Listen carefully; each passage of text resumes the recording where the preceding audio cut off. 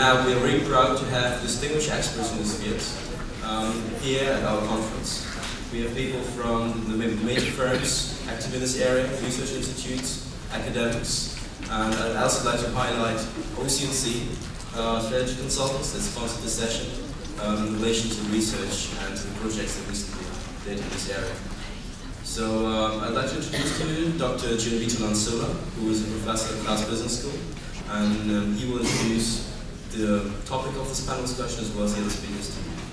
Please welcome our next round of distinguished experts.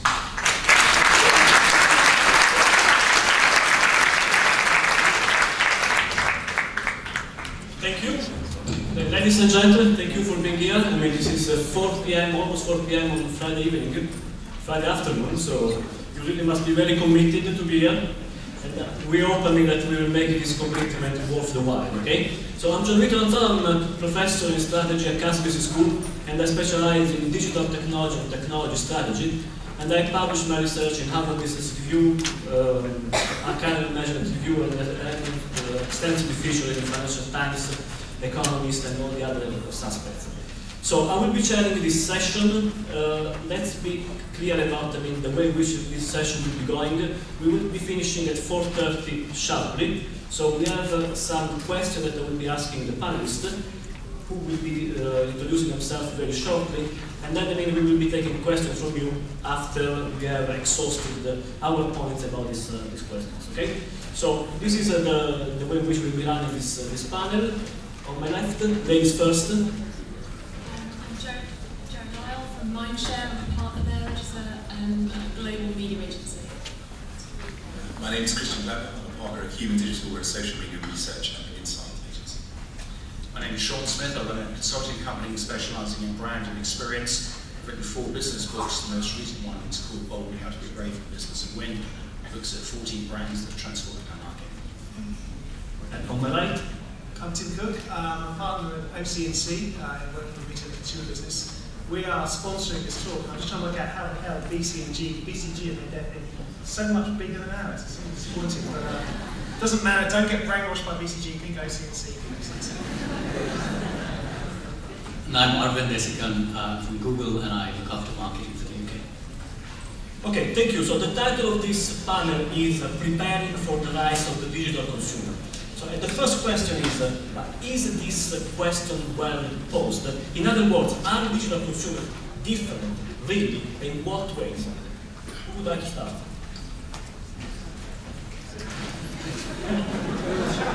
This is all for the show, Okay, being the lady, I should start then. So the digital consumer is every consumer, and any consumer that has some kind of piece of technology they carry around with them every day, let's take the mobile phone, that makes them a digital. And the big thing which really changed is that the digital consumer is empowered. They can make decisions about products and services before they get anywhere near the store. They make decisions about brands that they want to choose based on what their networks say, what their friends say. It's becoming much harder for advertisers to influence people's decision on that journey because they're taking recommendations from trusted networks much more seriously. So if I can add to that, I think in 10 years' time, when Apple has got whatever version of iThingy they'll have out at that time, we're going to be looking back on these days and saying, do you remember those good old days, digital thing? I think it's just a number of new channels that we're experiencing right now, we're coming to terms with, but I think people are people. It's interesting, the Kaiser Chiefs, as many of you will know, one of their albums was called The Future is Medieval, and I think the interesting thing about the whole digital space is that the future is medieval. In other words, our behaviour as people is actually getting back to the way that they used to be many years ago, actually in communities, talking with one another, being very spontaneous, and I think it's just enabling us to perhaps behave as people in the way that we used to in the past. That's a really interesting point, and I would definitely agree that we tend to get quite militant that digital or social is absolutely not a channel, it is a behaviour, which is kind of a hard concept to get your head around if you're a marketing director. I would say that for the academics out there, a guy called Marshall McLuhan, it's kind of the staple for any kind of master's communications or statistical communications course, and came up with a few phrase as such as the medium is the message, and we're certainly seeing the evidence of that. So, I mean, to go back to the point about when we see Apple bringing out, iThingy version 100, or iThingy, whatever, in 10 years' time, the ability to be able to trend those conversations, those comments that people may or may not be having in social networks, forums, etc., whatever the ecosystems, we are actually beginning to see certain statistical trends whereby certain sentiment with certain kind of drivers behind them are statistically more likely to be prevalent on certain networks. So the question to answer, I guess, if you're a retailer, is to what extent can you, if you're a retailer, to what extent can you model those conversations to come to the conclusion that customer service issues based on negative direct experience with the brand are more likely, statistically more likely to happen on Twitter versus Facebook. Well, I'm going to answer your question with a question, I think there's in my mind, there's an even more fundamentalist view which says that even if someone is walking around, let's pick retail and start to know something about it, walking around a store without a phone, are they in fact a digital consumer? And the problem many of my clients have who work in who are retailers is that unfortunately they are, because their expectation is now almost completely preset by the experience online. They walk around going, why the hell are things not rated? Why the hell is this sorted really efficiently? Why can't I resort when I walk into the store so it makes it easier for myself? And that, as people who live in the physical world, most of us generally still do, is somewhat annoying. I mean, how the hell do I respond to that? And then add to that, sometimes they're carrying around a phone, which means they can double up and do the things they would like to do as they're walking around my store, bitching about things they can't do, which makes it, I think we're all widely agreeing that this isn't a particular type of person. There might be people that are more interested in how to shop online, might carry more phones around. But this is changing the way people think about stuff and how they buy. And that is really difficult for many people to solve for. Armin, you at Google have a lot of PhD students try to analyze behavioral patterns. Any insight out of this analysis related to what you're saying? Yes, so first of all, I'm glad that everyone agrees that the digital consumer is not, or is everyone. As a market, as a tool, we've been trying to tell people for a long time. Seems like that. So that's a good thing. But to answer your question, yes, so at Google, we've been talking about, so let me go back. So historically, if you look at FMCG companies and so on, the likes of P&G and so on, did a lot of work on what they call the first moment of truth, which is when the consumer enters your shopping store or shopping experience. The first 3 to 5 seconds is when they form an opinion on whatever they see on the shelf. And at Google, we're going out and telling people that they should be thinking about the zero moment of truth, because in fact we see that the research that we have shows that the decision making in store has gone down by 50% in the last 2 or 3 years. So more people are beginning their journey online, even if they eventually go out and buy stuff offline. So basically what's emerging so far is that the digital consumer is very much defined by changing the cognitive maps that are shaped by the digital experience. So it's the interaction they have online that is also shaping not only what they do online, but also what they do when they go in the brick and mortar world.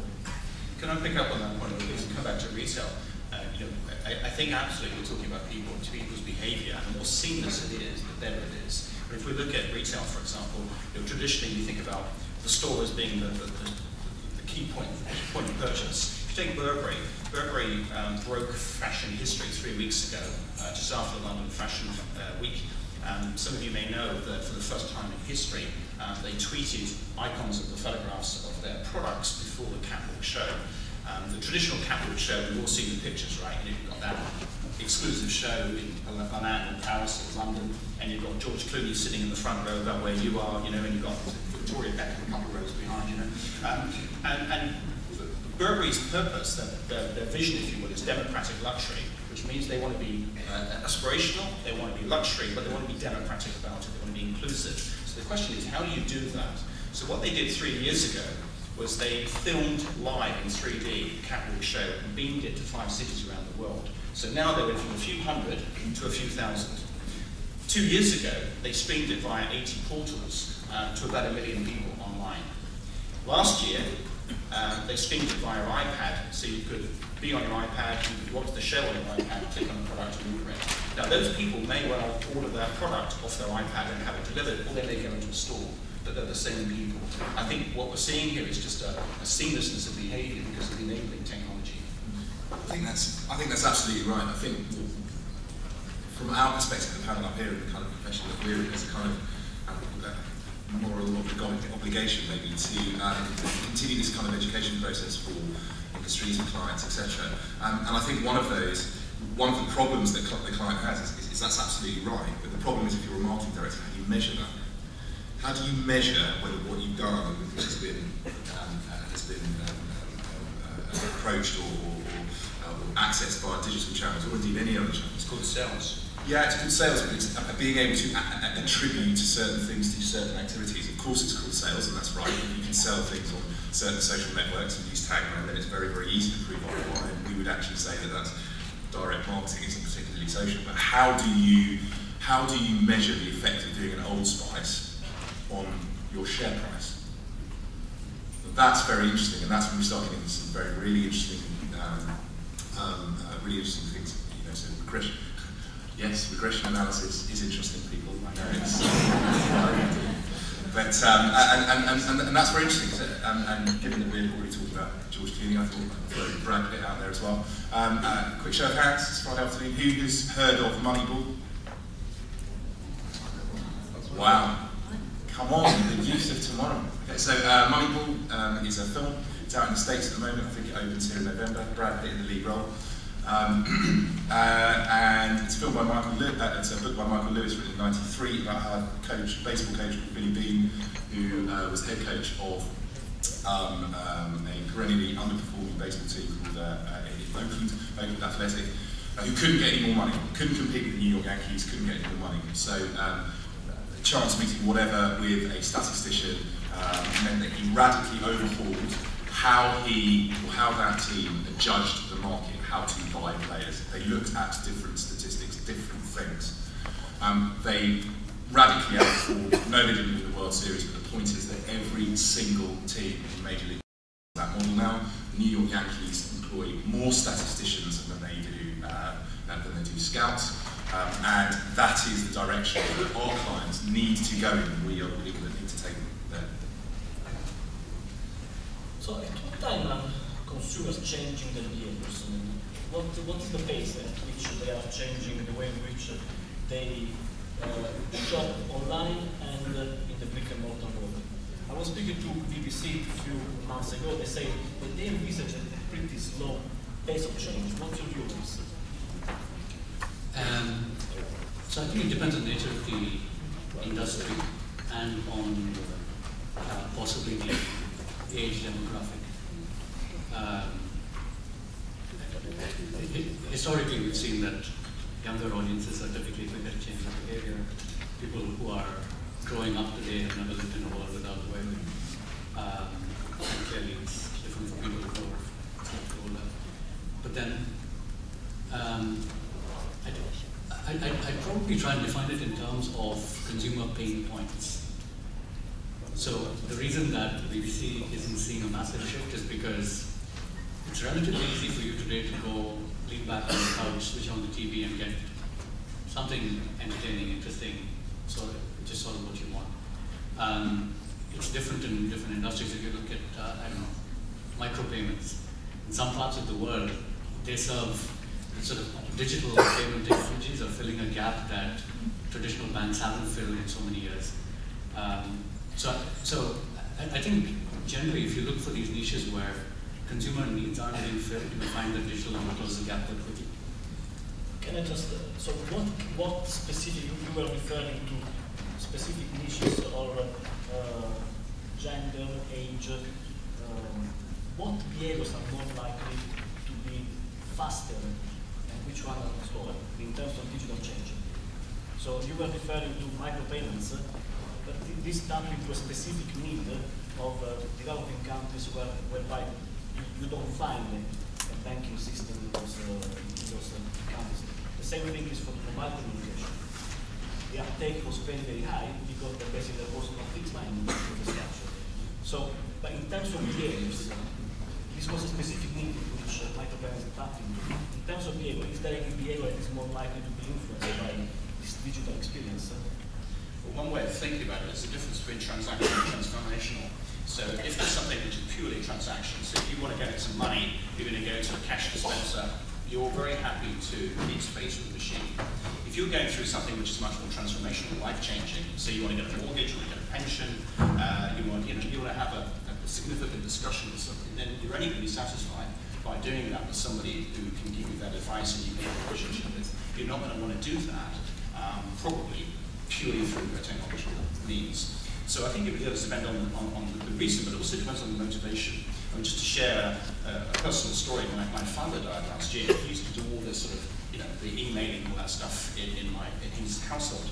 And my mother's never really used a computer at all. So I kind of tried to get her to start using the computer to email me so I could communicate with her. Couldn't get her using it at all. Last time I saw her, she said, oh, by the way, you've been really happy. I started using the computer. So I said, that's great, but I haven't seen any emails from you. And she said, I'm not using it for email. So I said, well, what are you using it for? She said, online gaming. So I guess the point I'm making here is it really does depend on the motivation. Can I build on the transformational point? Because it might be a slightly more down-to-earth point, but it works for me, it works for many consumers. Just doing your collect grocery, I'm quite happy actually just to collect toilet roll and shampoo, and I really couldn't less about that. When it comes to apples or other fresh stuff, I actually kind of quite interested in still wandering around the supermarket and picking those. It's not life-changing, but it's good enough for me to bother to separate those into two different missions, which grocers weren't expecting. Now they're having to cope with people sit on the couch watching TV and order stuff on their iPad to go and pick up, and at the same time still pitch up in the store and expect a great experience. How on earth do you configure your stores that you spend billions of pounds on to solve for this change of behaviour that's happened in 6 months? Yeah, I hope you're not expecting me to. Christian's going to answer that question for you. Yeah, I think it's tough. I mean, and I think, Nobby mentioned this, where micropayments in some parts of the world are filling gaps that maybe traditional players have been slow to. I think there's a world of opportunity, and it's probably valid talking about this in great swathes of youth out there. Don't go and work for big organisations like this, and set up your own shop, go nuts, go and fill that gap. Because it's tough. It's tough with big grocers, big clients, etc., to continue to adapt. Because changing the store around for B&Q is a £21 million decision. And so how do you do that? And the last thing you want is a load of disruptive people from your agency network telling you that the world's changed and you need to get on board, because if you're a chief executive, that's not particularly helpful. And then nonetheless, you have a choice, and it is kind of binary. You can accept it and try and do your best to deal with that in a small way, starting small proving concept, or you can stick your head in the sand, in which case, good luck with that share price. And a great example of this is ZocDocs. Does anyone know? Anyone heard of ZocDocs? One lady, the American. No? Okay. So really fighting the urge to do a show of hands for Americans in the US. Okay. So ZocDocs, it is what is it? It's an app, and I guess everyone here on the panel has kind of fought down that urge to leave the room when you're with a client and they say, we want to do an app. Why? Because we want to do an app. Why? Because apps are cool, right? And that's what we want to do. So ZocDocs is an app, it's an website, but it's a great example of understanding customer need to the question, being able to react to it from a business perspective. ZocDocs puts patients in the United States in contact with doctors. So on one of these smartphones, allows me to use the geolocation chip in this to show me. I access the app and it shows me where my nearest doctor is. Allows me to see his or her timetable, book my appointment, and check whether they accept my medical insurance. It's free to use for me, the consumer. Doctors pay $250 a month, which means they can cut down on their receptionists. So it's a perfect example of understanding need, and creative execution of solving that. And I guess it speaks to, it speaks to a lot of things. How can organisations react?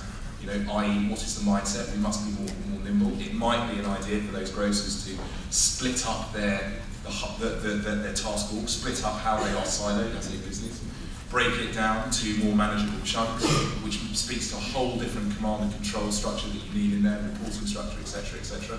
Promote, the whole notion of investing in people. What do you need? How many times do we go and we sit interviews? Yes, people, interviews, get used to it. We sit interviews for large organisations. I used to work at Morgan Stanley. 30 interviews to get in. All of them said, we love entrepreneurial. We really want entrepreneurial spirit. No, you don't. No, you don't. You absolutely do not want that if you are a large bank. But the point is, maybe we do need to be invested in that. Maybe Waitrose and Tesco's and those kind of guys, maybe they do need a shining arm of young people coming through and being able to shake things up. Slow and small. It's not a massive investment, but it's a bit of time investment and it's a bit of command and control. Larger corporation, this is a pretty niche application basically, but the largest corporation, do you think they are ready to deal with the emergence of digital consumers, and how are they getting ready for that? To give an example, the book I published a few months ago is embedded completely in an app. So as you download the app, which is free, you do a self-assessment, and based on the assessment, it will recommend which chapters to read. So as an example, I think of apps actually making life easier for consumers by curating content and saying to them, you know what, you don't need to read this whole book, you only need to read these pieces. No, I don't think most organisations are ready to make any of these changes, and I think consumers are way ahead of them. So if you just look at how the average consumer behaves in terms of the digital media that they use, the way that they make their decisions, businesses are just way behind. And I think part of the reason is because they're not used to testing and failing. This idea of failing is so important, and Facebook talk about this a lot. They say that if you're not failing, then you're not trying hard enough. And I think that's a brilliant idea that so many companies could benefit from just doing occasionally. Because actually, we don't really have the answers yet. There isn't a book, there isn't any theory that will tell you how do you prepare for the digital consumer. Because they're telling us. We just have to watch what people are doing, observe them, listen to what they're saying, and try and incorporate their ideas into how we change and develop our businesses. I think that's absolutely right. And there's just a couple of things on that. That notion of kind of fast fail is very threatening to an established marketing director. Because it sort of says, I don't know what I'm doing. And that's kind of hard to square away with the boss. So that's a challenge, and the way that we can, again, kind of empower them. And one of the ways that we can do that is by setting up a robust system of measuring metrics. So, and we're slowly getting there. So even the kind of, the top sort of 1-2% of our client base is saying, okay, it's all about fast failing. And then we say things like, great, what are we measuring? We say, So we need to understand that, and one of the huge challenges here at big organisations, you look at B&Q or whatever, or IKEA or those kind of guys. So talking about retailers, well, what are we going to measure? Okay, well, when you go in there and you say, well, show me what your real-time sales data looks like, and they say, what? What's your real-time sales data? They say, well, look, these are our servers from 1992, and that is a $20 million conversation. That's a great example of, in retail, it's a very standard weekly trading meeting, which is completely irrelevant for the online components of their businesses, that they still organise around weekly trading, and you can have a total disaster online and not notice it for a week if you organise that way. So it's a classic example. If I was going to rewind back to the exam question, which was, how fast is all this stuff going on? I actually think a lot faster than you imagine. And we have, we're strategy consultants, we get asked the question all the time, what's the future look like, where's the world going to be in 2020, and are we going to be still around, which is an unfortunate answer for some of our clients. But there are people trying to reconfigure, and pig retail is quite a tangible example, reconfigure what the hell they're doing right now. There's no surprise that you see in the press Mothercare saying we're going to close 100 stores. There's no surprise Argos are in such trouble working out why on earth have I got 700 stores, I wish I had 300. what can I do to do that? Get rid of that. It's all the same for the electrical retailers. What on earth is the point of Comet or Currys? They almost have no points. They don't have a point of view. They're not very good at curating.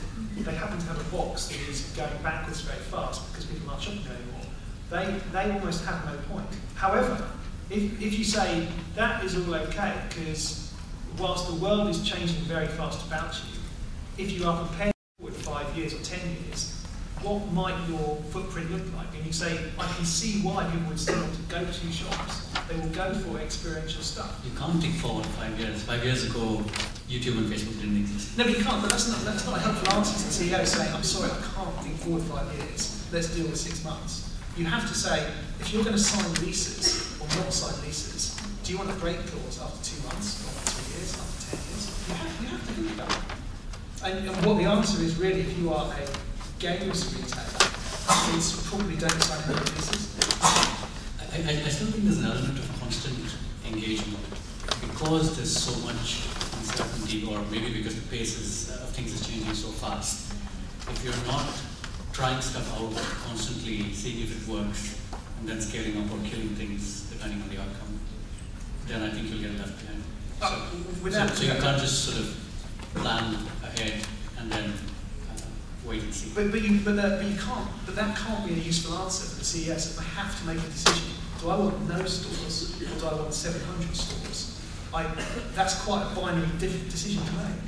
And what we're seeing here, I think, what we're seeing here is that is, in a nutshell, what all of our clients are struggling with. You've got someone saying, but it's fast fair, and it's saying, you've got to do this now. You've got the chief executive saying, I am responsible for the share price. I get paid to write strategy. Don't tell me I can't write strategy.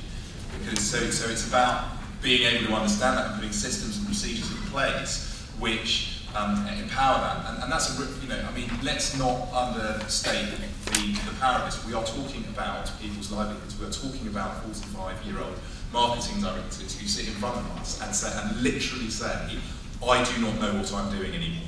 I cannot understand this. I have a history degree. It used to be so easy. I used to go to my agency network. They'd tell me how many people watch this advert on TV. Discuss.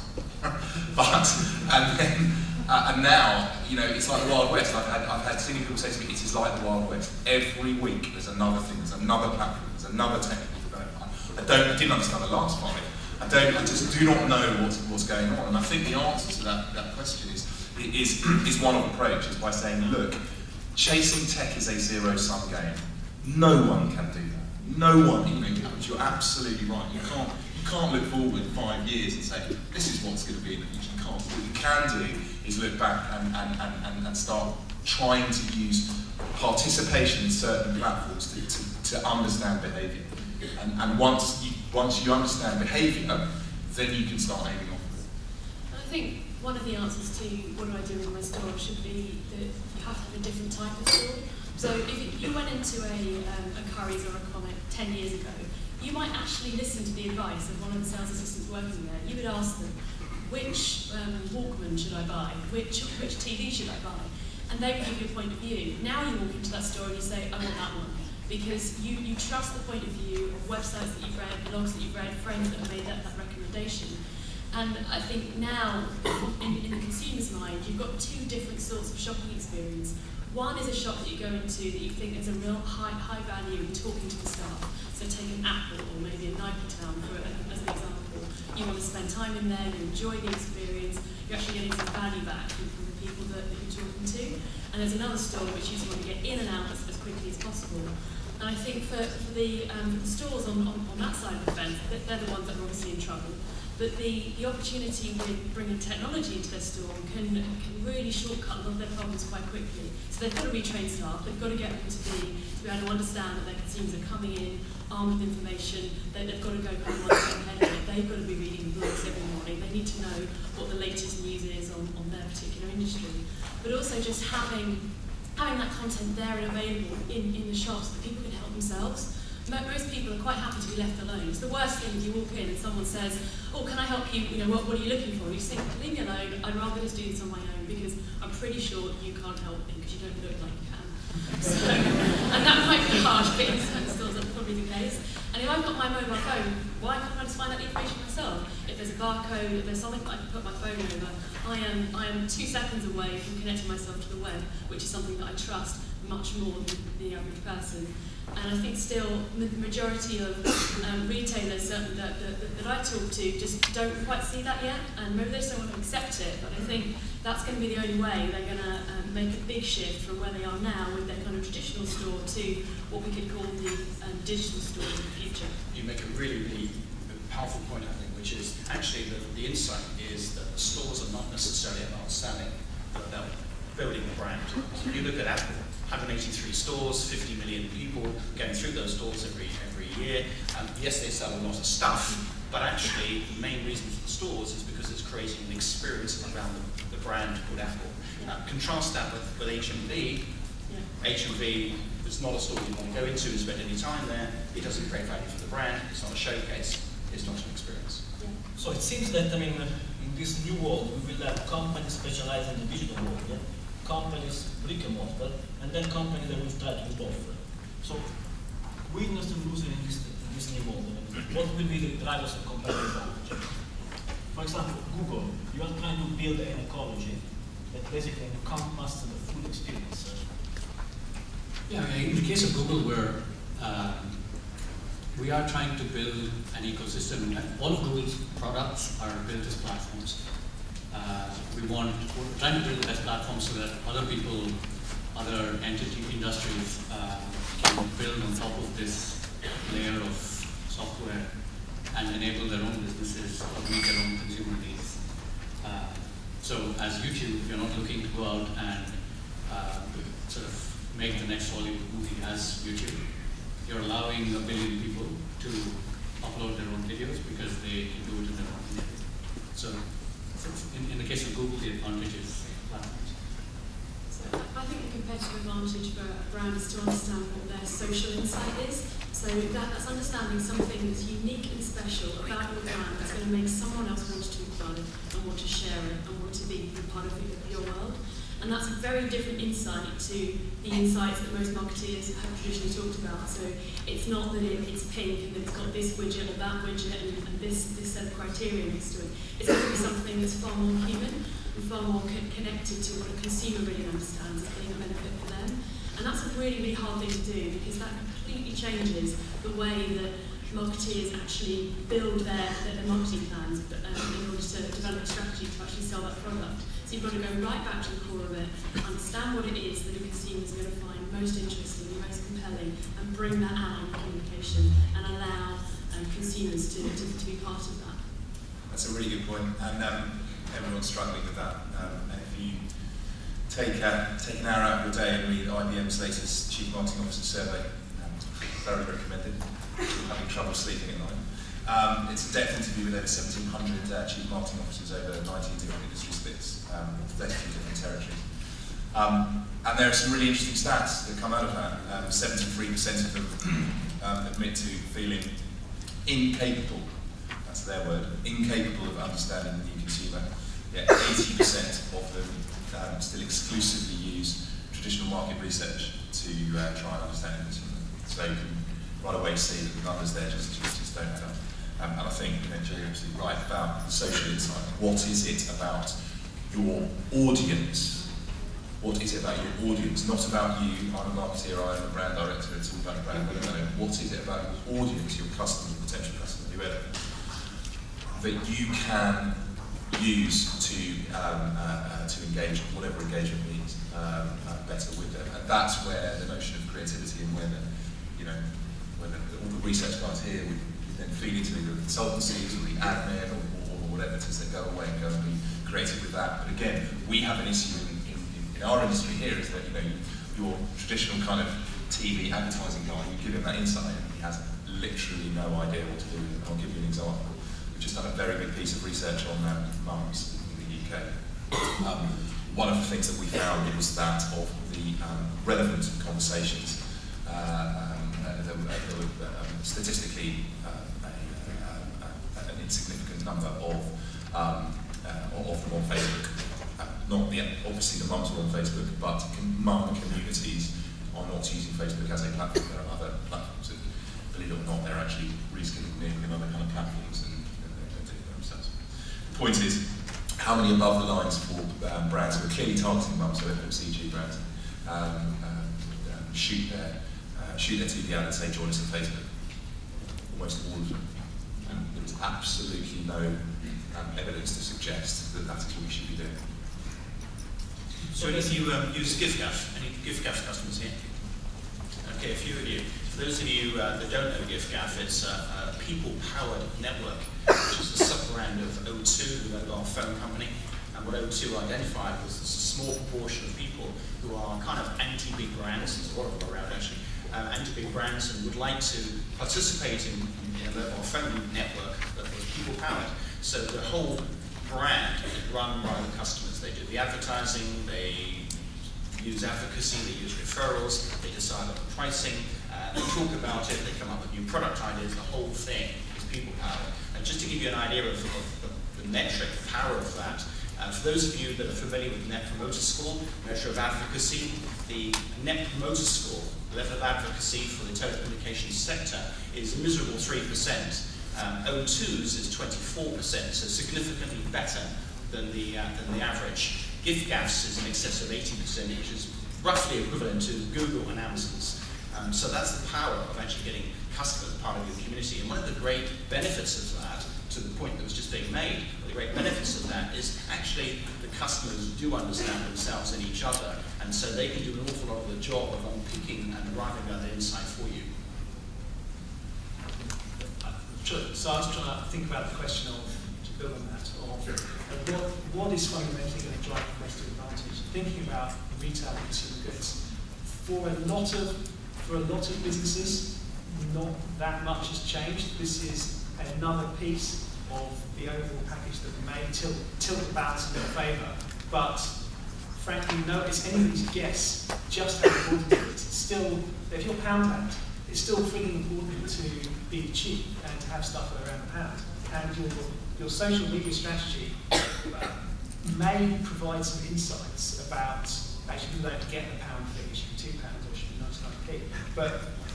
But actually, price and choice are the really important levers. And if you can use this information that you understand about new consumers to drive that gives you a leg up. If you can understand one step further, which is the evolving nature of trust, why the hell do people trust me? What informs trust? And how is that changing? Because that is something that's changing really fast. That might give me another leg up. But a lot of these aren't game changing, they are incremental, and who knows where they lead.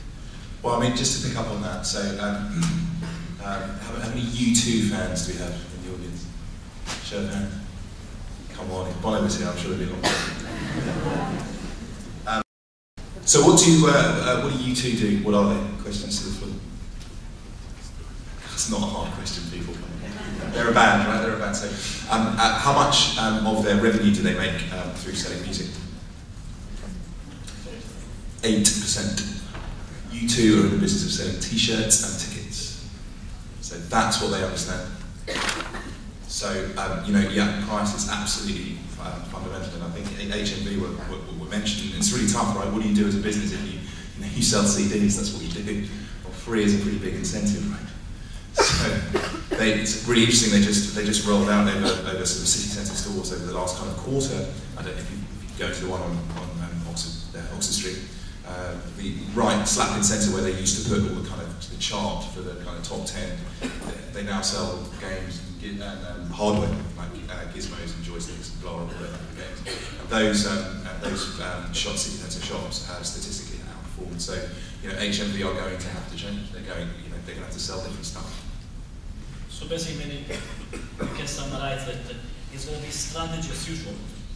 The fundamental trade-offs of strategy will be the same. But what is changing is, unfortunately, also in an unpredictable way, is the consumer around whom you make your choices. So that's basically leading to the issue about trust, brand, and the fact that now brands must mean something different to tap into this changed behaviors. We have time for some questions. Ladies and gentlemen, it's your time. Yeah. Please. Yeah, the second one. You spoke about, mentioning how, effective, for example, the marketing campaign.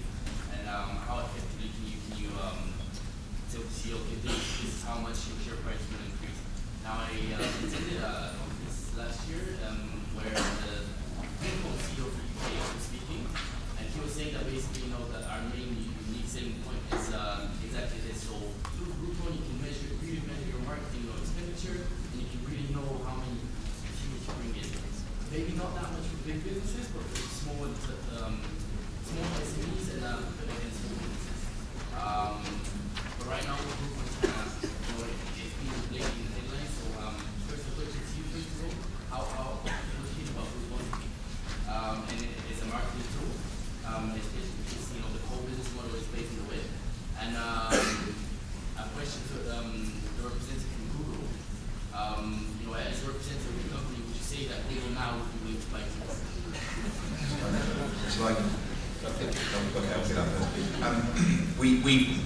Last week we just published a paper showing a one-to-one statistical correlation between the number of times you are active on Groupon and a drop in your Net Promoter Score.